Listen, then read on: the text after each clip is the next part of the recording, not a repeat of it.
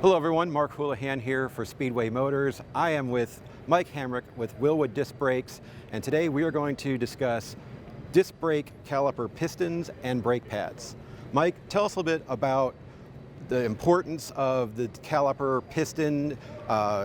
We get a lot of questions with our customers, that want to increase their braking capacity, and they're wondering, how many pistons do I need? What size brake pad? Even the brake pad material?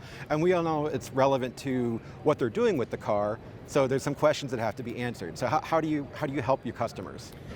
I think sometimes, Mark, it's really good to explain to a customer that bigger's not better for every application you're looking for. Gotcha. Everyone that's looking for a big brake package may not really need that larger big brake package.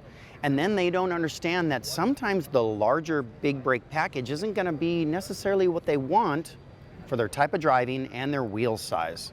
Correct. Wheel size is a huge factor in determining what package of a brake system you're going to use. So let's take, for an example, this 4-piston caliper. And the 4 pistons together, the square area comes to 4.80. Okay. So that's the square area of all of the pistons in the caliper. Then let's take this much larger race caliper. And it's going to be a trick question. Which one of these has got more clamping force or square area?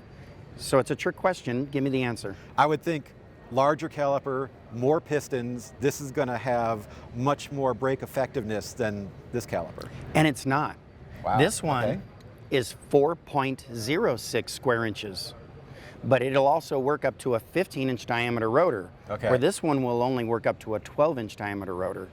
So because we've increased our torque, we have more braking. Gotcha. So when we're looking at deciding what calipers and rotors to use, it depends on, again, wheel size and what the use is going to be. Okay. So if we've got a 15-inch wheel and it's going to be a street car, because it's going to be a smaller diameter rotor, we have a little more clamping force in the smaller caliper.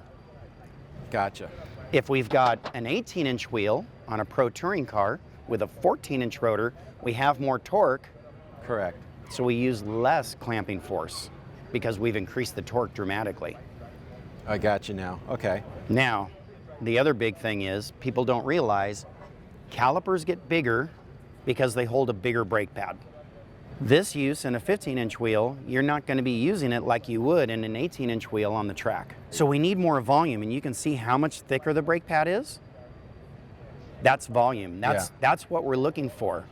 Plus the volume is also going to help us so that we're not dissipating the heat through the small pad as easily as this one. It's going to dissipate the heat being transferred into the caliper better.